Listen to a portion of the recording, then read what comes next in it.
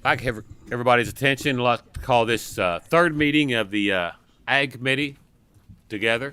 Looks like we got a good crowd here today, and we got several bills that are going to be on the agenda today. I will tell everyone, and Representative Callaway, I guess, already left, or I apologize to Representative Callaway. We're going to pass over your bill today, but I apologize for not getting to you sooner on that. Want to remind everybody to silence their phones. If you're interested in testifying on any of the bills, you need to go to the sign-up sheet over on the podium where you come in. And testimony, because we do have a full schedule today, testimony is going to be within the discretion of the chair based on the time that we have left. So the chair will inform you of all that. And I would ask everybody, if there's been information that's already been presented by one group, not to duplicate and do the same information once again. And like always, there's no signs permitted in the committee rooms. So with that, I have the secretary call the roll. Senator Carpenter. Senator Givens. Senator Howe. Senator Parrott. Senator Thayer. Senator Webb. Senator West. Senator Westerfield. Senator Wise. Senator Caslin. And Chairman Hornback. We have a quorum.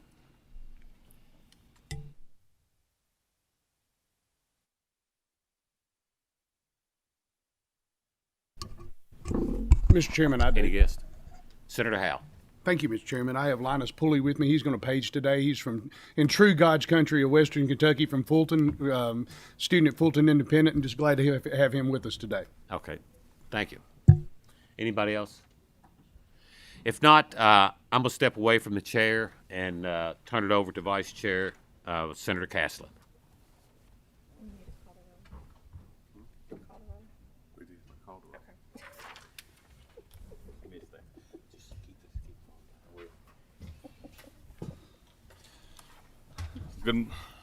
Good morning, committee. So we are going to start with Senate Bill 170, and if Commissioner Quarles, Joe Milby, Senator Hornback wants to come forward. And so this meeting, guys, we're going to be on a really tight schedule, and so I'm going to ask that we make our comments short. We stay on like 15 minutes because there is people to sign up to speak in opposition to this, and if those who have signed up to speak in opposition, I know you're going to be limited to about 10 or 15 minutes as well. And so if you all want to decide who wants to come to the table to try to keep our comments short, we're going to take a vote at 11:35 sharp.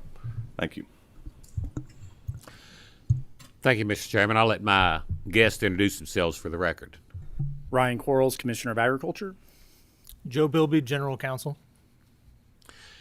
Mr. Chairman, I bring to you Senate Bill 170 today because we're talking about a product that back in 2014 when I did Senate Bill 50 and also in 2018 when they did the Farm Bill, we were all very aware of the different cannabinoids. There were numerous cannabinoids within hemp and different ways to use them, different ways to extract them. We weren't always aware of what those uses and those extraction methods would be. And with Delta 8, I'm very concerned about public safety, about our children's safety, with the way this product is presently being sold and marketed and extracted. And to give more detail of that, I'm going to turn it over to the Commissioner of Agriculture. Thank you, Chairman, and good morning. I hope you enjoyed the Kentucky Proud Breakfast this morning for those that attended. Today, hemp brings us back together, and I'm just going to give you a brief history, then hand it over to Joe Bilby for some technical discussion. You know, back in 2013, Senator Hornback and you all passed Senate Bill 50 that really laid the framework for Kentucky that if the federal government gave us permission to bring back this crop that is really connected to our state's history. Back then, I was a legislator like you, and the people that were there to help advocate and get this passed came before this august body and said, this is about hemp production and not intoxicating substances. Then in 2017, Senate Bill 218 was passed. Senator Thayer was a sponsor. It overhauled our state statutes to be compliant with the 2014 Farm Bill, and it created a framework here in Kentucky that was replicated across the country by dozens of states. And again, back in 2017, not a word was said about hemp being about intoxicating substances. Then in 2018, the federal government passed the 2018 Farm Bill. I was in the White House. Then both the Trump White House and the Trump U.S. Secretary of Agriculture, and now the Biden White House, and now the Biden U.S. Secretary of Agriculture have endorsed the current framework and regulatory aspects of hemp nationwide. And so to get to the point, now in 2022, we find ourselves in a dispute about a substance, an intoxicating substance that did not exist in 2013 with Senate Bill 50, that did not exist in 2017 with Senate Bill 218, or in 2018 with the 2018 Farm Bill, a substance called Delta 8. And just to give you perspective on this, even recreational drug states like Colorado and Massachusetts have banned this substance in their states. And at this time, I'd like to hand it over to Joe Bilby for a technical discussion about exactly what Delta 8 is and is not. Thank you, Commissioner. In your packets, committee members, there's a printout of a document put out last September by the FDA. It's titled 5 Things to Know About Delta 8 THC. It's as good a primer as you'll find anywhere about what this stuff is. The 5 key points, and I'll read them aloud for those who don't have a copy of the packets or the slides. I'll just read it aloud real quick because it's as succinct as I can make it. Point number 1, Delta 8 THC products have not been evaluated or approved by the FDA for safe use and may be marketed in ways that put the public health at risk. Number 2, the FDA has received adverse event reports involving Delta 8 THC products. Number 3, it has psychoactive and intoxicating effects, unlike CBD. 4, it often involves the use of potentially harmful chemicals to create concentrations of Delta 8 that do not appear anywhere in nature. And lastly, that these products must be kept out of the reach of children and pets, because when consumed by children, they can lead to devastating medical consequences. I know, Mr. Chairman, that we've been told to keep it brief, so I'm going to skip through some of the program highlights, but suffice it to say, those of you who have been following hemp for years know that there was a rapid buildup in hemp production between 2015 and 2019. In 2019, Kentuckians grew more than 25,000 acres of hemp. If you were to assume that 1 out of 10 Americans consumed a CBD product on a daily basis, which is a bold assumption, Kentucky alone would have grown all the hemp that is necessary to meet that national demand just in 2019. Well, of course, that was far too much hemp for the market, and as a result, we've seen an overhang or a glut in the marketplace where farmers who grew hemp for the purpose of CBD have found themselves unable to find a buyer. And because those farmers find themselves in that bad situation, they're interested in opportunities to market other cannabinoids, other things that might be derived from that hemp that's hanging in their barn. So that's kind of a background on the legalities of it. The definition of hemp is a legal one. It's not a biological one. It was first created in Congress back in 2014, and at that point it was pretty simple. Congress defined hemp as any part of the plant, whether growing or not, with a delta-9 THC concentration of not more than 0.3% on a dry weight basis. The reason that delta-9 THC was the focus is that delta-9 is the primary psychoactive ingredient or component that appears in the cannabis plant. Congress was trying to draw a line to ensure that legal hemp would never have THC concentrations sufficiently dense to cause a psychoactive or intoxicating effect. That definition from 2014, however, did not specifically address one way or the other whether those chemical compounds within the plant are in fact legal hemp or not. That was, as some would put it, a gray area between 2014 and 2018. This General Assembly recognized that for it to make sense to have a working hemp program in Kentucky, federal law and state law must have the same definition of hemp. You couldn't have one definition in the state and a second definition in the federal law. So this body adopted the identical verbiage from the congressional bill back in 2017.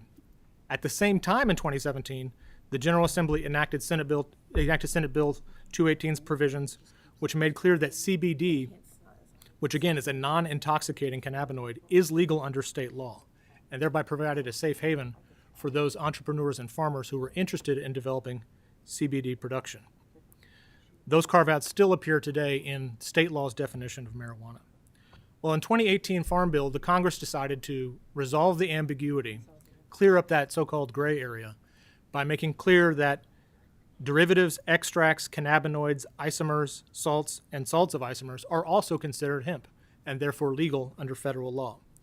The very next year, this legislature adopted that same modernized definition in order to maintain that congruence between state law and federal law at the top level. The legal dispute that brings us here today zeroes in on two words in particular within that updated definition of hemp: derivatives and extracts. Congress did not provide a definition for what those terms mean, so there's some room for reasonable doubt as to whether or not a substance that is extracted from the plant and then in a laboratory setting transformed into something different through a chemical conversion, is that still an extract? Is that still a derivative? That's a contested area and has been for a couple of years now. In early 2021, about a year ago, our Department of Agriculture began to receive phone calls from our licensees. These are folks who are licensed to grow hemp, or in most cases to process hemp here in Kentucky. These licensees were asking a question: is Delta-8 THC legal to produce and sell in Kentucky or not? The reason that some of them were asking is that they've been approached by vendors, whether in-state or out-of-state, who wanted to take some of that unused hemp that had been grown for CBD purposes and do a chemical conversion process in a lab that would turn it from non-intoxicating CBD into intoxicating Delta-8 THC. And they wanted to know, is this stuff legal or not? So we received these inquiries and we talked about it internally and realized that the situation was not crystal clear, but we felt obligated to do our level best to answer that question. We get questions all the time from hemp program participants about what the law is. And one of the hallmarks of our program has been that we're willing to answer questions even when they're difficult ones, doing our best to eliminate the uncertainty and ambiguity that any entrepreneur faces when going into this new legal space. So on April 19th of last year, I issued a letter to our population of licensees, both growers and processors, opining that Delta-8 THC remains illegal under federal law and state law. In the slide deck that you have before you, you can see the 5-step analysis that I went through. Though I recognize, Mr. Chairman, you've asked us to be brief, and I'm going to do my best not to labor the separate paragraphs of that letter. But the key point, again, is whether or not derivatives and extracts includes a substance, a chemical substance that was taken out of the plant and then in a laboratory setting turned into something different. It's true that Delta-8 THC does occur in very small trace amounts in the plant. According to one expert, they appear in less than 2% of hemp plants, and the concentration levels is less than 2% of 1%. So it's a tiny shadow of the amount of Delta-9 THC that's naturally occurring in the plant. Every CBD product on the market today is synthetically created. There is no product you can buy today that is exclusively extracted from the hemp plant.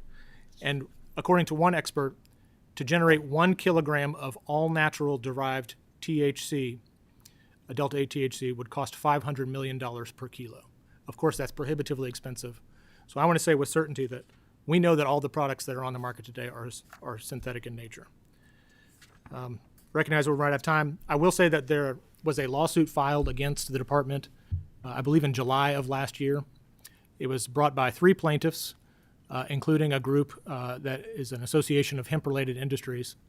They filed in Boone Circuit Court against both the Kentucky Department of Agriculture and the Kentucky State Police. And their contention was that those 2 agencies had misinterpreted both federal and state law, and that the Congress and the General Assembly, by adopting that language in the definition of hemp, had, whether it intended to or not, legalized Delta-8 THC and other intoxicating cannabinoids, including intoxicating cannabinoids that were created in a laboratory, having forced that chemical conversion. Now, we disagree with that, and so did our friends at the Kentucky State Police. We've litigated that lawsuit in the Boone Circuit Court up to this point. And just last night, there was a ruling from the judge granting a temporary injunction against the Department of Agriculture and against the Department of State Police, preventing those 2 agencies from taking any action against an individual who was making Delta-8 THC products, so long as those Delta-8 THC products didn't have a Delta-9 concentration of 0.9. Now, we respectfully disagree with the court's opinion. That litigation continues to go on. But I do want to read out loud a couple of key excerpts from the judge's opinion, which again came out just last night, to give you a sense for what the court's reasoning is and the challenge that we believe lies before this body. On page 10 of the opinion, and there's a copy in all of your folders, the judge writes, "As the evidence shows, The extraction of derivatives and the isolation of isomers involve chemical processes. However, the statute exempts all derivatives, extracts, cannabinoids, isomers, so long as it contains less than 3% delta-9 THC on a dry weight basis. Then the court writes, the court agrees with Commissioner Quarles that it is not the province of this court to establish policy or to make, change, or repeal law. That is solely the role of the legislative branch. Courts adjudicate based upon the law. Thus, if only natural hemp, unadulterated by any chemical, is worthy of exemption, then Congress and the General Assembly could have made their statutes say so. They did not. Likewise, if the extraction or production of derivatives using non-hemp solvents should have remained a controlled substance, then the legislators could have by statute said so. They did not. Nor did the legislative body choose to limit delta-8 concentrations as it did with delta-9 THC. Again, they could have, but did not. Courts cannot question the wisdom or policy of the General Assembly, but rather must follow the plain provisions of its enactment. So the reasoning of the court is that that definition adopted by the Congress in 2018 and by this body in 2019 has the effect of legalizing intoxicating substances synthetically created from CBD. We believe that Senate Bill 170 would resolve this ambiguity and answer the question once and for all, that it remains the policy of the General Assembly and therefore of the Commonwealth that intoxicating substances are not legal for distribution or manufacture in Kentucky. And I'll stop there, sir, to yield to any questions that members of the committee may have. We do have a few questions. Senator Thayer at this time. Thank you, Mr. Chairman. Joe, which Boone Circuit judge? Was it Judge Brueggemann who ruled last night? Yes, sir, it was. Interesting. Thank you. Do we have any more questions from any of the members? All right, Senator Howe. Thank you, Mr. Chairman. I guess this question is really probably for Joe more than anybody else. Is this bill just aiming to plug a hole in the law? Is this a situation where Delta 8 didn't exist in these applicable terms when Congress and the state legislature passed bills on that involved and dealt with Delta 9? Yeah, the main point of this bill, sir, is to resolve and sweep aside any ambiguity and make clear that as a matter of state law, from this point forward, intoxicating substances like Delta-8 THC remain prohibited in the Commonwealth. Now, I want to make one point else. I don't want to leave unsaid the fact that the bill would also prohibit the distribution of certain categories of products like joints, chewable hemp products, other smokables that by regulation the department has treated as prohibited for years. And we figure this is an opportunity for the policy-making body of the Commonwealth, the legislature, to adopt that as a matter of statute as well. I'm happy to answer any questions about that. Can I have a piece follow-up as question well. too? So is it safe to say that this is kind of just part of an evolutionary process in a new industry where we're going to continue to see things that come out of hemp and hemp development, and we have to address these as they come up? Is that a fair? I would say yes. So Yes, that's sir. just Yeah. this is just our next step, so to speak. And I wish I could tell you this is the last year you're going to hear from the Department of Agriculture about You could needs tell us that for reforms to legislation, but that would be an untrue statement. And Congress hasn't dealt with Delta 8 yet. Is that correct? That's correct. Thank you, Mr. Chairman. Mr. Chair, if you don't mind, the Yep, go ahead. DEA has spoken. The DEA considers Delta-8 a controlled substance. Well, thank you all for your presentation. At this time, if Katie Moyer and any other guests that would like to speak want to make their way to the table, announce themselves for the record. If you guys can keep it to about 8 minutes, that'll allow members to ask questions at the end of yours, and then we're going to try to have a vote at 11:35. That'll be just fine. I think I can keep it shorter than that. So, right. So thank you, Mr. Chair, for the opportunity to speak today in opposition to Senate Bill 170. My name's Katie Moyer. I was recently elected as president of the Kentucky Hemp Association. So Senate Bill 170 would ban the sale of Delta-8 products here in Kentucky. And for everyone else in the committee, Delta-8 is a naturally occurring compound within the cannabis plant. Delta-8 THC is derived from CBD, which is extracted from naturally grown hemp plants. Currently, Delta 8 is a legal product sold here in Kentucky, and its legality is recognized by the United States Drug Enforcement Agency, also known as the DEA. You should have a copy of a letter from the DEA in your packet, and that letter will show, in their own words, with their own letterhead and signature, that the DEA does recognize only Delta 9 THC is on the list of controlled substances. We've also provided the LRC with a copy of a letter written to the Alabama Board of Pharmacy, which states that Delta 8 has been removed from the Controlled Substance Act by the passage of the Federal Ag Improvement Act of 2018, the 2018 Farm Bill. It's also in your packet. So why are we here? In April 2021, the Kentucky Hemp Association was notified with a legal opinion from Department of Agriculture's Joe Bilby that Delta 8 is a controlled substance and that it was illegal under federal law. I've already stated that federal law recognizes just the opposite, and it states that it is legal under current federal law. I repeat, it is legal under current federal law. The Kentucky statutes state that the state's hemp policy is to promote the expansion of the Commonwealth's hemp industry to the maximum extent permitted under federal law. So right now, hundreds of farmers, processors, and retailers have relied on this policy and invested major money into this industry. So with the KDA's legal opinion in hand, the Kentucky State Police conducted several raids on retail establishments that sell legal hemp and CBD products. KSP also confiscated products containing Delta 8 THC from merchants who have lost tens of thousands of dollars or more. The KDA didn't agree with the Kentucky Hemp Association on our position, which is not a problem, but we were kind of backed into a wall. So we were forced to file suit against them on July 16th, 2021. I want to point out a couple of things that came out in depositions for the court case. KDA spoke of Delta 8 being manufactured in similar ways to methamphetamine using battery acid and things like that, but they weren't able to substantiate those claims with any scientific evidence. And like I mentioned before, the DEA issued a letter on September 15th, 2021, stating that Delta 8 was excluded from the Controlled Substance Act, but KDA still held their position. As of yesterday, as General Counsel mentioned, the Boone Circuit Court entered a temporary injunction siding with our association on this issue. So we have always wanted to be proactive as a trade association. I've testified in this committee before on multiple hemp issues, along with KDA and other departments. So we came to Frankfurt last week. We met with Chairman Hornback last Thursday, February 24th. In those discussions, we stated that this bill is premature because the lawsuit's still going on. Furthermore, we also stated that we would prefer to see certain measures be taken to regulate these products, as opposed to just an outright ban harming farmers and processors and, quite frankly, losing a lot of jobs. We agreed to the following things. No person under the age of 21 would be allowed to purchase any product containing Delta 8.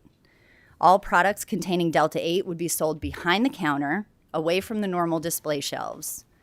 And all products containing Delta 8 would also carry a certificate of analysis on all packaging to ensure that the proper authorities, as well as the consumers, can clearly see all the ingredients in the product. We worked with LRC staff to make these changes on Thursday afternoon. Friday morning, we were notified that Chairman Hornback decided to run the bill as is without using our language, and that thus a statewide ban on all Delta 8 products would occur if this bill passes and gets signed by the governor. So obviously this would hurt hundreds of retail stores, maybe thousands of retail stores that sell this legal product, and it would also crush rural farmers that continually try to find a market for their legally grown product, Kentucky hemp. Once again, thank you for allowing me to speak. I'm happy to answer any questions that you might have regarding the bill. Katie, thank you for your presentation, and we do have a question. Senator Hornback. Just a comment, and I did meet with Katie and several of her group last week, and I will tell the members that when I look at this product and the recommendations you all have, which I agree with, and I told you, and I'm a farmer and I want to see the farmers be able to raise and sell as much of this product as they can. but it gets into the fact that it's can be an hallucinogenic product that can have serious health consequences because of the residual amount of the chemicals that are used in the process. And that we've had kids that have been going to the hospital, to the doctors, and had serious problems because of this. And this gets more with the hallucinogenic properties that this product can have in Delta 8.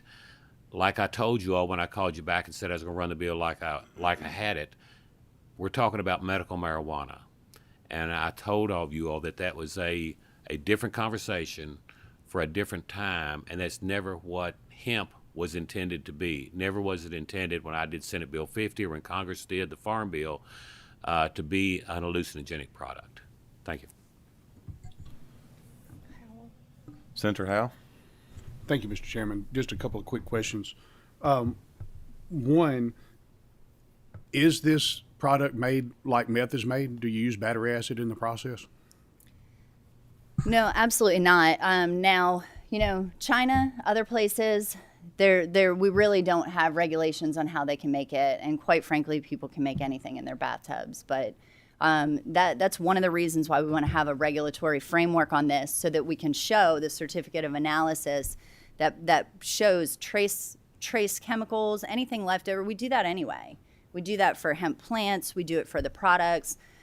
So we want to be able to show that these are clean products that came from Kentucky farms, and that that customers and especially law enforcement knows exactly what's being sold. You're not regulated in any form in how you produce this material at this point, though. Currently, we're not. Now, we have some standards that are going to be just the same across the industry. So we have food, health, and safety standards that we have to meet. Many of us are FDA approved. Some of the laboratories that work within the hemp industry are also DEA registered labs. So we do have regulations that maintain safety standards, but nothing specific to Delta 8 currently. Thank you, Mr. Chairman. Okay, any other questions or comments? Jonathan, do you want to say a few words? Yes, sir. Hi, I'm John Knarborg, and my business partner, Alan Huang. We own Shine Labs and GenRev Industries in Franklin, Kentucky. A little bit about our background. Alan founded iPower, a gardening supply company that's currently traded on the NASDAQ and does over $120 million in sales. I'm born and raised in Iowa. I founded a lot of tech companies in Los Angeles and got into the hemp industry in 2017. In 2019, we saw the growth of the hemp industry and understood moving closer to the supply was key to scaling to an industrial size. We chose Kentucky because of its long history with hemp and its business-friendly environment. Currently, we own the largest hemp extraction facility, Shine Labs. We extract between 10 to 15,000 pounds of hemp per day. We take it from the plant all the way down to pharmaceutical-grade CBD powder. Over the last 2 years, we've extracted more than 5 million pounds of hemp and worked with more than 100 Kentucky farmers, and 90% of the hemp we extract comes from the Commonwealth of Kentucky. As many of you know, the hemp industry has had its growing pains, and all through the pandemic, we've still been able to keep running 7 days a week. Our other business is GenRev Industries, where we formulate, fill, and package hemp-derived products. Last year, these two companies did over $25 million in revenue, and this year we're on track for record growth. Currently, our products are sold in more than 2,000 stores nationwide, with at least 150 of those stores in Kentucky. Combined, our businesses employ 150 people, with 70% of them being female and 40% minorities. The vast majority of our staff are recent college graduates, mostly from Western Kentucky University. These young individuals are ambitious, interested in working in new, exciting, emerging industries such as hemp, and want to work in a startup environment. We are proud to call Kentucky our home, and we have cultivated an amazing team with a family-like company culture. We even have 7 employees who are all related. Not only do we provide jobs, but we work hard alongside our staff and try to mentor and grow them as individuals. From giving them real-world advice on why a credit score is important, to helping them buy their first homes, counseling them with family issues, and even advice on starting their own businesses. We believe keeping young talent in Kentucky is instrumental to the growth and innovation in the Commonwealth. This ban would force us to move our operations south to Tennessee and rob these young folks of their opportunity to work in Kentucky in this new flourishing fields of hemp, CBD, and Delta 8. We fully support age restrictions, testing regulations, labeling requirements for our industry. We currently go above and beyond our regulatory requirements by using proprietary software program that our team has developed. We can provide from any product that our company produces, we can track it all the way back to which hemp field it came from in the state of Kentucky. This ban would be catastrophic to the Kentucky hemp farmer, the hemp industry, small businesses, and the young workforce. Thank you. Okay, so we're getting close to have to take a vote. I'm gonna make a comment here real quick. You know, as a farmer myself and being from the part of the state where there's a lot of hemp grown, Paul Glover is in my district and a very respected friend of mine, and I believe one of the best hemp growers in the state of Kentucky, as long as he's been in it, and he does a wonderful job, and I've been very supportive of them for a long, long time. But as we study this, I do have some concerns with the Delta 8 and would want to be educated a little bit more into these things as we move this process forward. But in no shape, form, or fashion do I think anybody on this committee is trying to hurt small businesses or the Kentucky hemp farmer out there right now. Do we have a motion on the bill? Oh, we have a motion on the bill by Senator Thayer. Do we have a second? Givens has a quick question. Oh, let me get the motion in a second, and then I'll call on you. Who was the second? Second by Senator Hornbeck. At this time, Senator Givens has a question. Chairman, thank you. And I want to briefly comment on John and Alan and their investment in the Commonwealth and how much we appreciate the risk they're taking and the endeavor that they've launched. It's not easy to be an entrepreneur anywhere in the United States, anywhere in the world. Thank you for choosing Kentucky. Sincerely thank you. And don't close the door too quick. This is a tough issue for a lot of folks. We've got young people that we want to protect. We've got a product that we're still discovering and learning about, and we need to do all we can to keep the two of you and others like you invested in our state. So thank you for the work you do. Thank you. Okay, at this time we have a motion on the bill and a second. Secretary, will you please call the roll? Senator Carpenter, Senator Castlin, I'll explain my vote. Again, like I said a minute ago, I have the utmost respect for the hemp industry and what you all do, and echo Senator Givens' remarks of don't close the door and don't let this be the end of what you all are doing, and we appreciate all the work that you've done in this industry, and I know in my district it's a big thing as well. I vote aye. Senator Givens, Senator Howe, Aye. Senator Parrott, Senator Thayer, Senator Webb, Senator West. No. Senator Westerfield, Senator Wise, and Chairman Hornbeck. If I could explain my aye vote, Mr. Chairman. You know, I wish that Katie and Jonathan, I wish we'd gotten together before last Thursday. I think there was opportunity to get some things done. I still believe, like I said earlier, that hemp was never imagined when I drafted the first bill when Congress passed it. It was never imagined to be some type of intoxicating material. That was not the intent of it. And like I said, that was more of a talk about medical marijuana, but there are great benefits, like I told both of you all, to the product. I mean, I've heard a lot of people say that. But the risk to the public and the way it's been done, and the Hemp Commission and others seeing that this could be a product with higher THC levels, so it was going to be intoxicating, that I wish you all had come to us first and said, we've developed this product, and it does have some qualities to it that are out of line with what the intent is of hemp and CBD, and we need to try to crack these, like selling it behind the counter. But the thought of me going up to a convenience store here in Frankfort and seeing that a 12-year-old could pick it up off a shelf and buy it and get high is not what we need to be doing. Thank you. Motion passes with favorable consent. At this time, thank you all. At this time, we're going to have Senate Bill 125. If Senator Adams and her guests will make their way to the table, announce yourself for the record.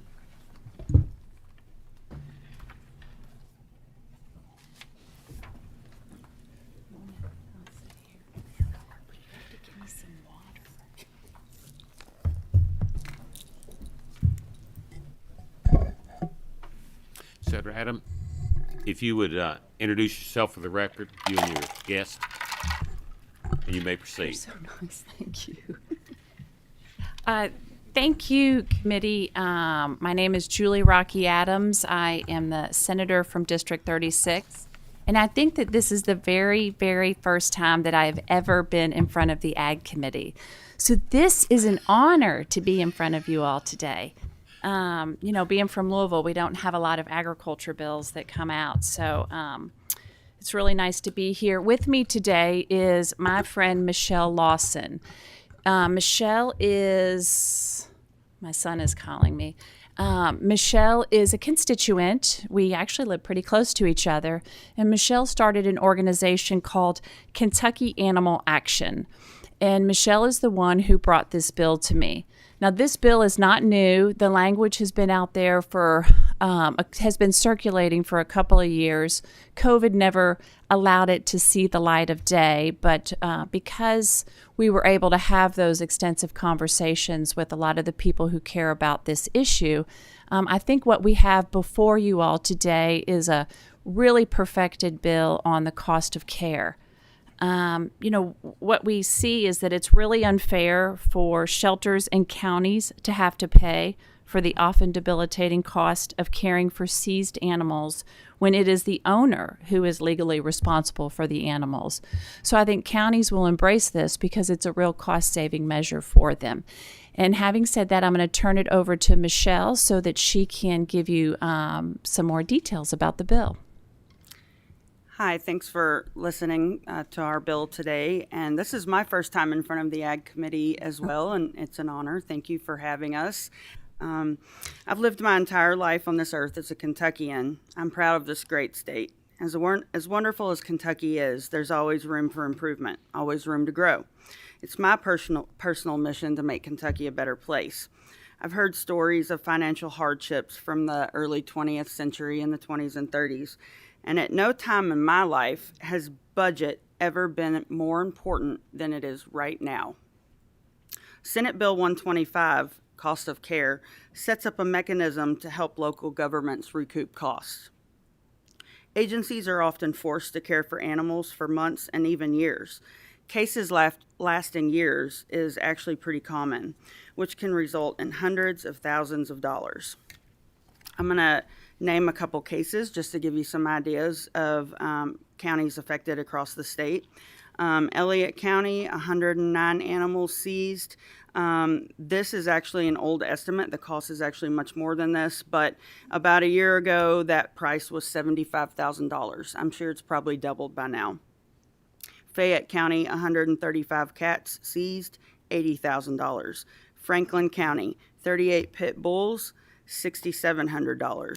Spencer County had one of the longest standing cases known to advocates across the state. And in 2004, Spencer County spent over $100,000 trying to handle that case, and they had to drop it because they ran out of funds. And that case was actually just ended this year because the person passed away, so they were able to seize all of the animals. It's unfair, as Senator Adams said, for shelters, counties, and ultimately the taxpayer to have to pay the often debilitating costs caring for animals when it should be the responsibility of the owner. This bill also includes a mechanism where if the owner cannot or will not pay the cost of care, the owner has the option to immediately surrender the animal or animals, eliminating the potential gigantic cost of care. And it allows the case to proceed without the lofty costs that would normally go with it. I want to help Kentucky with Senate Bill 125 to help Kentucky counties recoup hundreds of thousands of dollars, and I ask you to also help Kentucky counties recoup Kentucky dollars. And with that, I would like to introduce Joy Estes. She's on with us through Zoom. Joy, do you have a few comments? Oh, no audio. You're on mute. Yeah, introduce yourself for the record and then proceed. My name is actually Joy Keeley. This is an old email that this is attached to. and I'm retired law enforcement from Jefferson County. I have seen the cases that Michelle alluded to in Jefferson County and other counties. It is my understanding that this mirrors quite closely, actually, to the way things are handled on in other states successfully. And as Michelle said, this would be a cost savings to every single county in the state, as well as all taxpayers of the state. Thank you. And we'll take any questions. Remember, got a motion on the bill. To have a second? Got a motion and a second. And we do have a couple of questions. Senator Castlin. Thank you all for the presentation. And Julie, yesterday you and I had a great conversation. So as we were just going through the presentation, being a commercial farmer in Davis County, Kentucky, and cattle, and there's several large hog operations and everything else, the word animal, is that going to include all animal? And is there any exclusion for livestock in this particular measure? And I just noticed this and just thought about that for a minute. Sure. This is aimed, it does include all animals, but this is aimed at domestic animal hoarding and those kind of cases that are currently being pursued. It's not intended to change what animal controls are already pursuing. Joy, do you have something to add to that? Yes, I agree. This is exactly what animal control is already dealing with across the state in their jobs. So this is no different. The word animals is no different than what they deal with anyway. Follow up. Senator Castlin, go ahead. And thank you for that. And I know your intention for the bill is great. And Julie and I talked about what your intention is. It might be something that I talked to the sponsor about maybe putting some language in there, just so that, for example, someone doesn't drive down the road and see a field full of cattle and think that they're standing out in the cold rain, that they're being abused, because that's their nature. And just to maybe have some language in there to protect the Kentucky farmer. And, Julie and I talked about this. I live on a large family farm. When we leave the house, our dogs sit on the front porch. We've had them picked up before because they were walking down the side of the road on our family farm, and we had to go pick them up at the pound. And I just wanted to make sure that there was no way that this would be considered part of that, of abandonment or something like that. So Right, and that your point is very well taken, and I look forward to, if we can, maybe do an amendment to satisfy those concerns. I'd be happy to entertain that. Senator West. Thank you, Mr. Chairman. My question regards the kind of the backside of this. So, in these animal hoarding cases, this is just my opinion. I think it's true, but one of the main reasons these people have the animals taken from them is their inability to feed and care for them. A lot of times they've run out of money anyway, and they don't have any money to properly feed the animals. So once the county files an action and you take the animals, how many of these cases do you think you're going to be able to collect from that person, the cost of care? And then what happens if they don't have the money? I mean, where does it go? So I don't know if there's any studies done on how many cases will be able to proceed if they can't pay, but the mechanism is meant to, if they can't, they can immediately forfeit, and that eliminates all cost exchange. And then it saves the county in that way, so that they don't have to care for the animals during the case. They can be adopted or... Yep. Senator Webb. Thank you, Mr. Chairman. I have a lot of concerns about this bill and how they apply across the nation and other jurisdictions. And having practiced animal law myself in jurisdictions across the state in regard to some of these issues, they're very, everybody wants to save money. I feel the counties, but I'm a very big proponent of private property interest and due process. And who ends up sometimes benefiting from these situations are rescues and other entities that actually work to target and eliminate purebred breeders and other entities. And what I found that if the definition standards are usually vague and jurisdictions regarding prosecutions are not consistent. And if you forum shop, you can get a case brought against a legitimate breeder that is not always served with due process, expensive legal battles, I think it's already been mentioned, and other issues. These bills should be watched, vetted, and definitionally ensure that private property interests aren't compromised, due process is available, and legitimate breeders, mostly purebred animals, are not targeted. And that's my statement. Thank you, Mr. Chairman. Thank you, Senator Webb. Any other comments or questions? Senator Givens. Mr. Chairman, question. Chapter 525. We're adding a new section to Chapter 525, and I'm very supportive of the approach of the person who should incur the cost should incur the cost. The concern I have is specific on page 1, line 25 and line 26. 525, as it relates to what I've read here, as it relates to cruelty to animals, is more specific to domestic animals, dogs, cats, pets. 525 seems to be operating in that space. But we have language here in the bill on page 1. Any law enforcement agency or animal control office may seize any animal whose owner is found in violation of any animal cruelty law. I just don't know if we're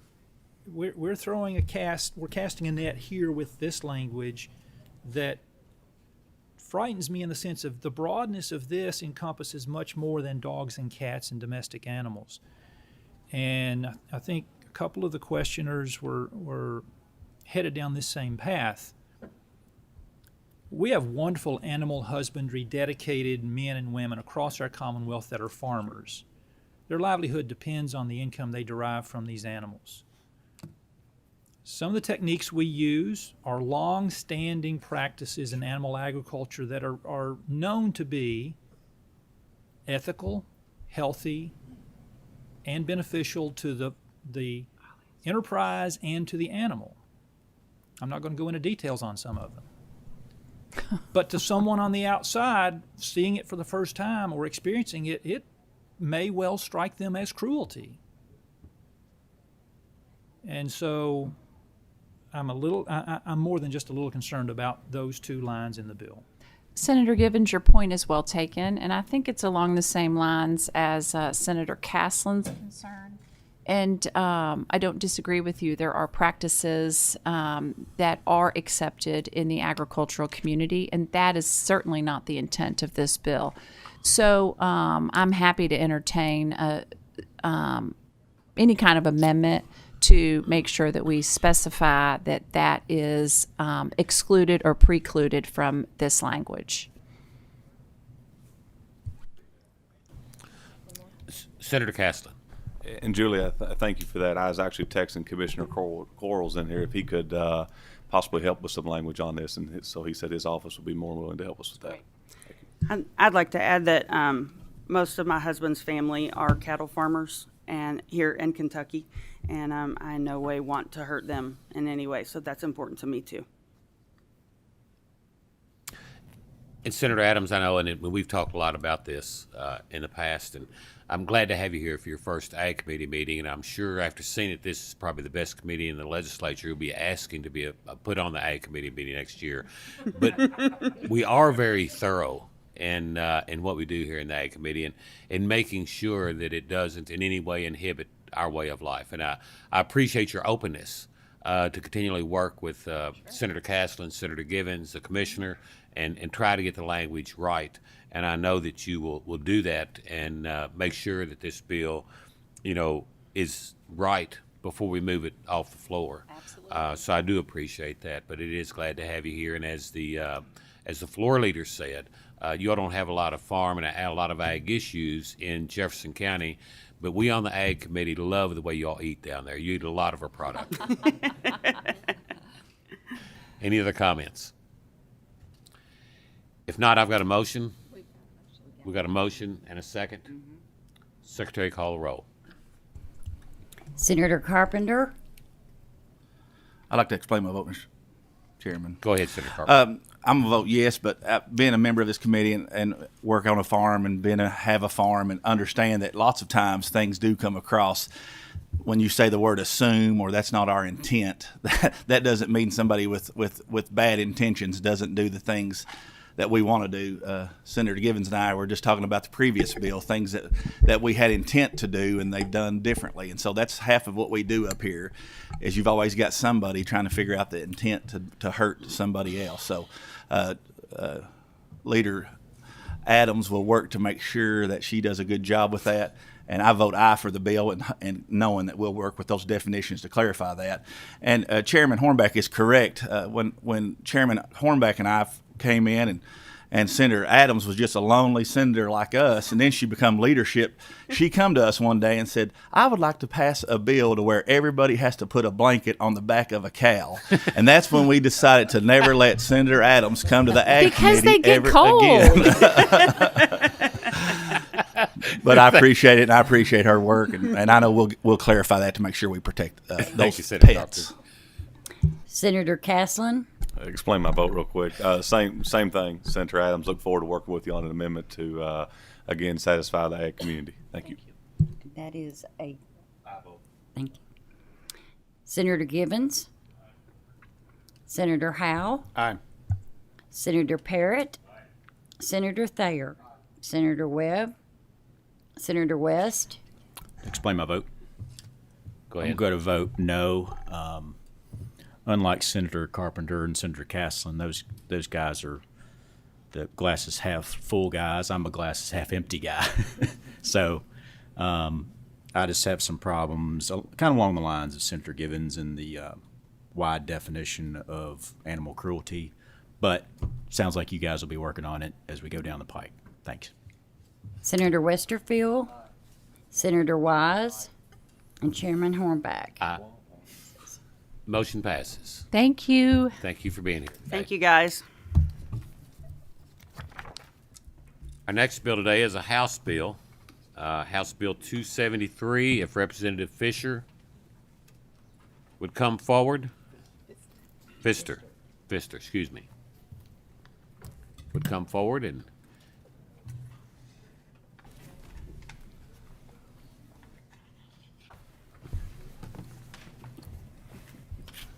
Representative Pfister, if you'd introduce yourself and your guest for the record, and you may proceed. Thank you, Mr. Chairman. I'm Dan Pfister, representative from the 56th District.